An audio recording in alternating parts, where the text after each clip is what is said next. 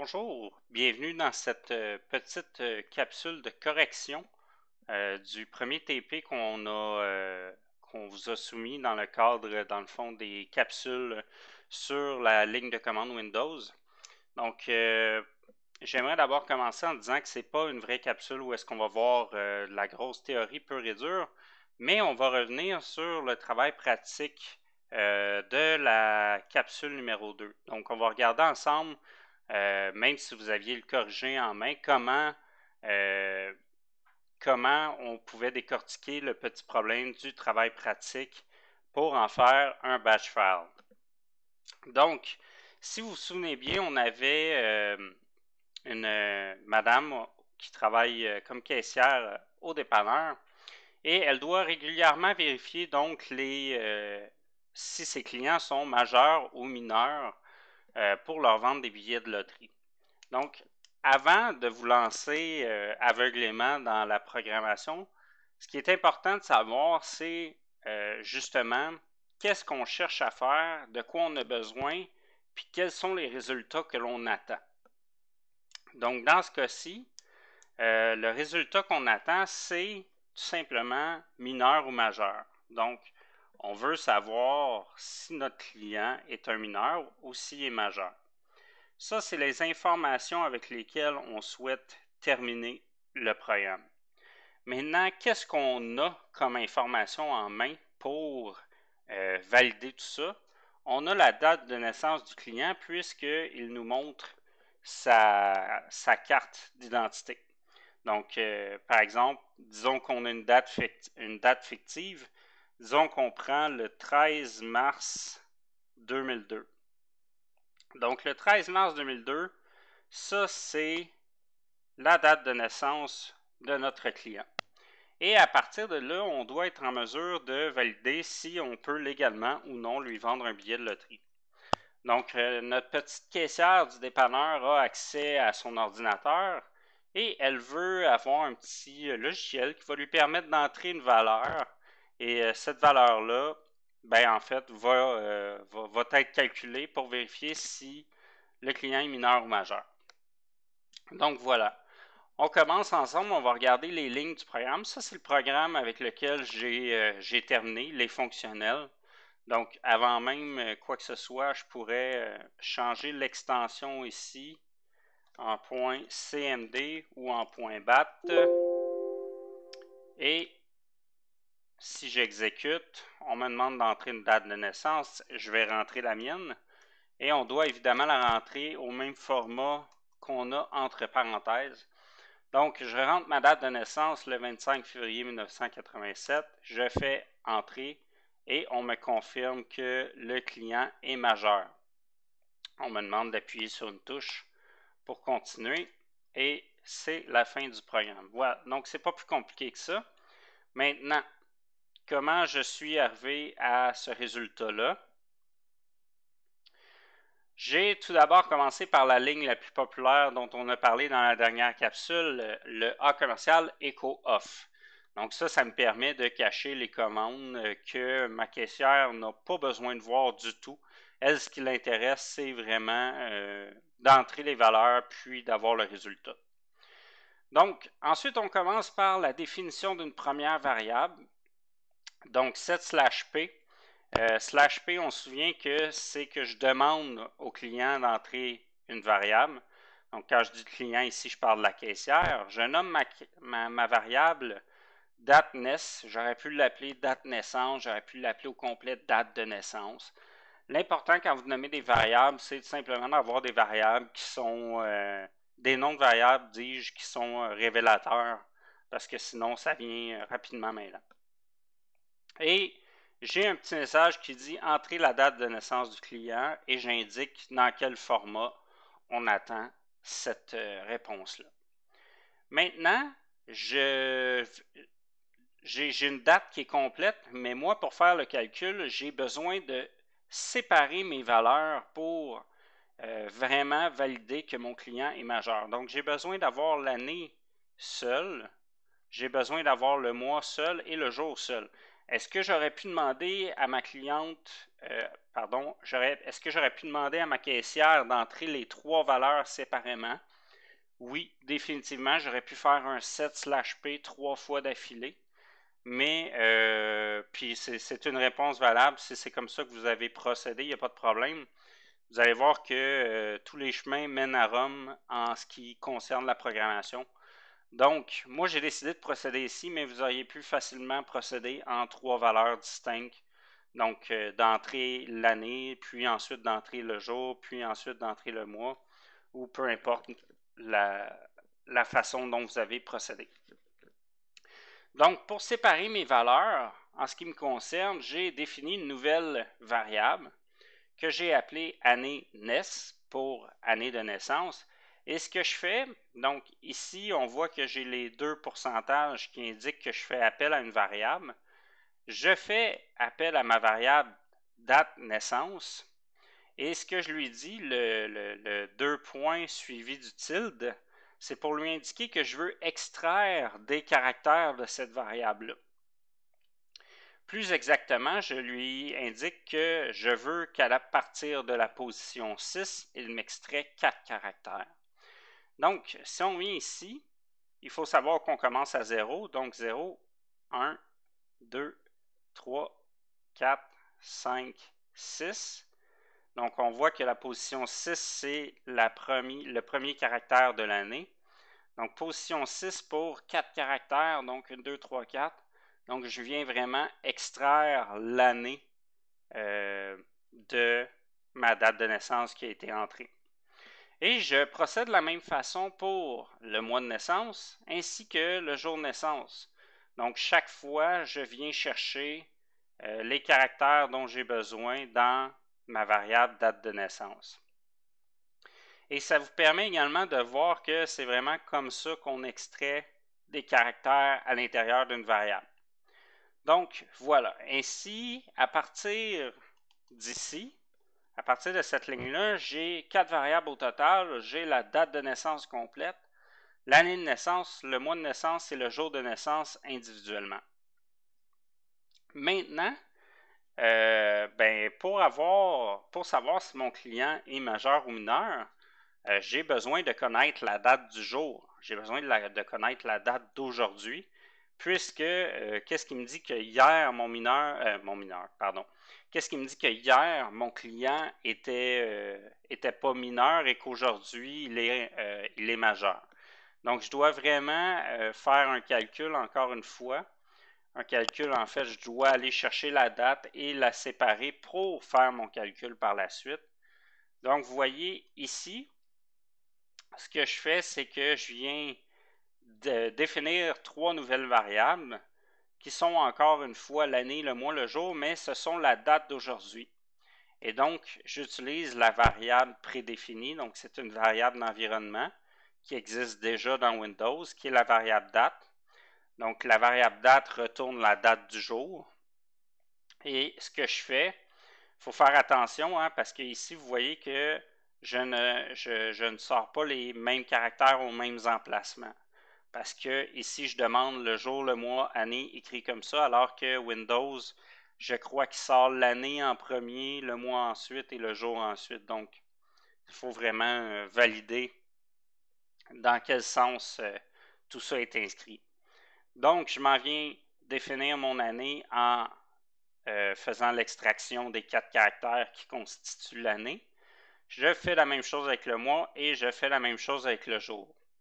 Donc, à ce niveau-ci, j'ai l'année, le mois, le jour de naissance de mon client.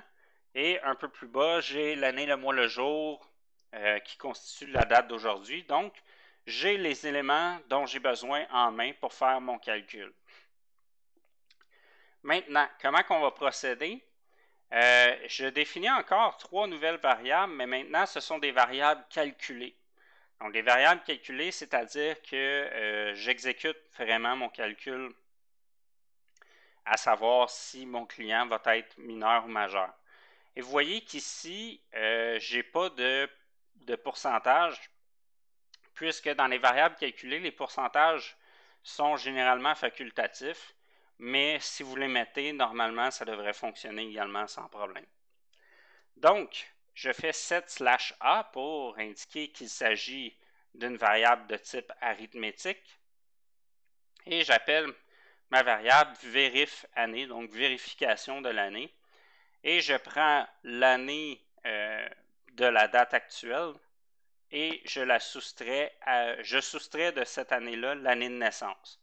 Donc, dans notre cas, notre exemple, je soustrais 2002 de 2020. Il me reste donc 18. Ici, set/a, encore une fois, donc je vérifie le mois et je prends le mois actuel, donc nous sommes le mois de juillet, on est donc 07. Et le mois de naissance, on a dit le mois de mars tantôt, donc le mois de mars étant le 3e mois, donc je soustrais 3 à 7. Ici, je fais la même chose avec le jour.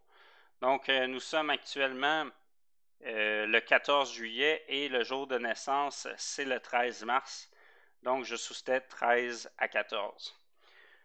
Là, évidemment, c'est sûr que vous allez me dire, mais dans certains cas, ça ne fonctionnera pas. Par exemple, si on est au mois de janvier et que mon client est né au mois de juin, je ne peux pas soustraire 6 à 1. Bien, c'est vrai, c'est tout à fait vrai qu'on ne peut pas faire ça. Et vous allez voir comment que j'ai manipulé ces données-là pour en venir à un calcul qui est fonctionnel. Donc, regardez bien comment je procède. La première chose que je vérifie, c'est si la vérification de mon année, donc si ce calcul-là est plus grand que 18. Donc, disons que mon client, le client à qui je vends un billet de loterie, disons qu'il est né en 2000. On va prendre des chiffres ronds. Donc, je soustrais 2000 à 2020, il me reste 20. Donc, vérif_année est égal à 20. If vérif_année est plus grand que 18, dans ce cas-ci, c'est vrai, go to majeur. Donc, pourquoi je fais ça? C'est que si je n'arrive pas au résultat 18 piles, ben, je n'ai pas besoin de vérifier le mois puis le jour. Si déjà à la base, mon client, je sais qu'il a 20 ans ou 22 ans ou 30 ans, ben, je n'ai pas besoin d'aller calculer le mois et le jour. C'est des données qui deviennent inutiles. Le seul moment où j'ai vraiment besoin d'aller vérifier le mois, le jour, c'est lorsque mon premier calcul va être égal à 18. Parce que si mon calcul est égal à 18, ben là, je dois vérifier si le mois de l'anniversaire est passé ou s'il n'est pas encore passé. Donc, tantôt, je disais, on peut prendre l'exemple de quelqu'un qui est né le 13 mars 2002. Ben, 2020 moins 2002, ça me donne 18. OK? Par exemple, est-ce qu'il est né en décembre 2002? Parce que s'il est né en décembre 2002, il n'est pas majeur, il a encore 17 ans. Donc, je reviens à ce que je disais au préalable. Si, à la base, j'obtiens un résultat qui est plus grand que 18, le calcul du jour et du mois devient complètement inutile. Et c'est là que j'utilise ce qu'on appelle une étiquette. Je lui dis go to majeur. Donc, go to, vous l'aurez compris, ça signifie à ma ligne de commande va à l'étiquette ou va à, et je nomme l'étiquette ensuite majeur. Ensuite, si on revient plus bas, mon étiquette majeure, elle est ici. Donc, quand que je dis go to majeur, ma ligne de commande saute tout le reste des commandes et vient directement ici et elle continue à partir de là. Donc, elle me répond écho, le client est majeur.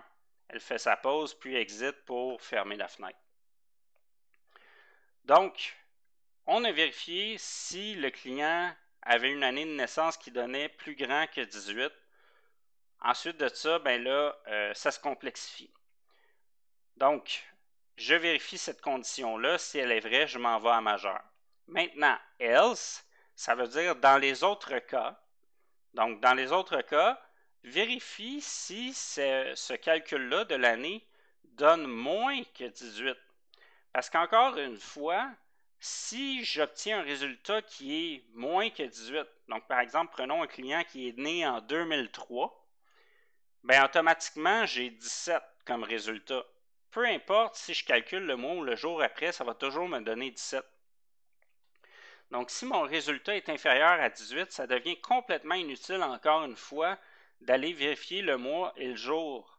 Okay? C'est un calcul qui est inutile à faire. Donc, ce que je lui dis, c'est vérifie si tu obtiens moins que 18. Si c'est le cas, va à mon étiquette mineur et on s'en vient ici. Écho, le client est mineur, pause, exit. Donc là, vous voyez que j'ai fait ce qu'on appelle un name, je ne sais pas si c'est un mot qui existe, mais j'ai imbriqué ici un if dans un if. Donc, je valide une première condition et selon ce résultat-là, je valide une deuxième condition et vous voyez que j'en valide plusieurs comme ça.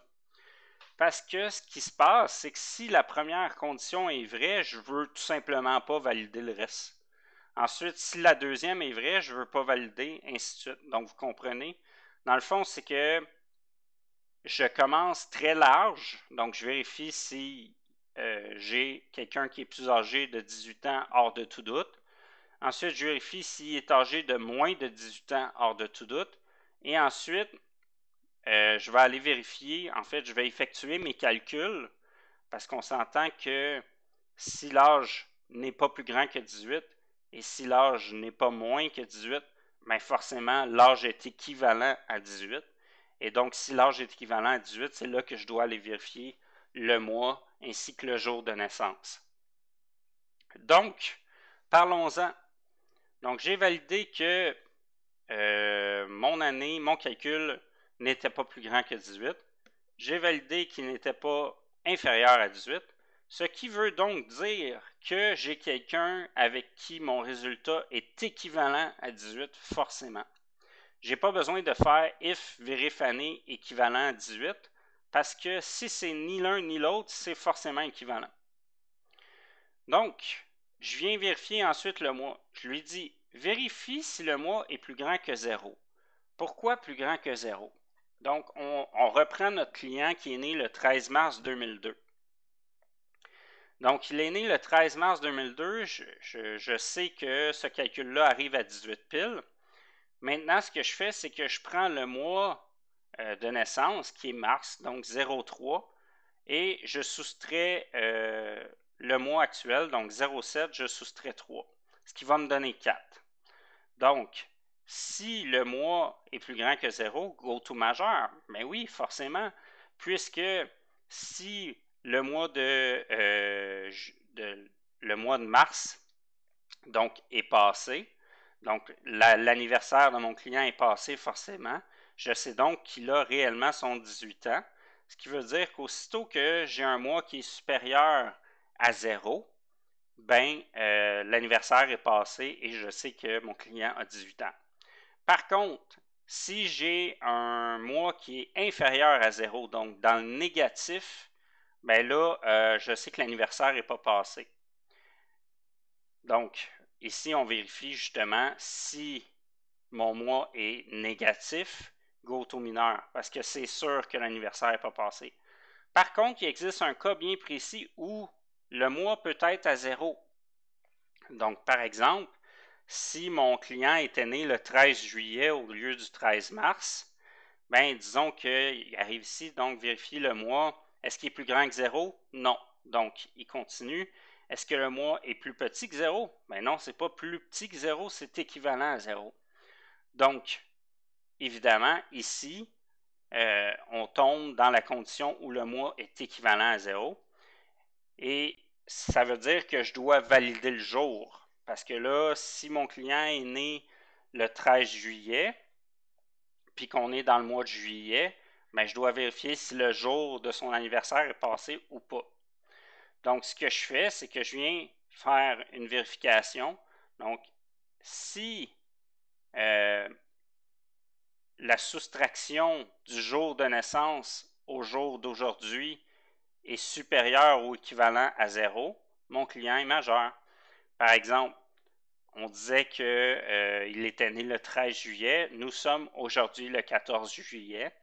Donc, 14 moins 13, ça me donne 1. Est-ce que c'est plus grand ou égal à 0? Oui. Donc, mon client est majeur. Disons que mon client était né le 20 juillet.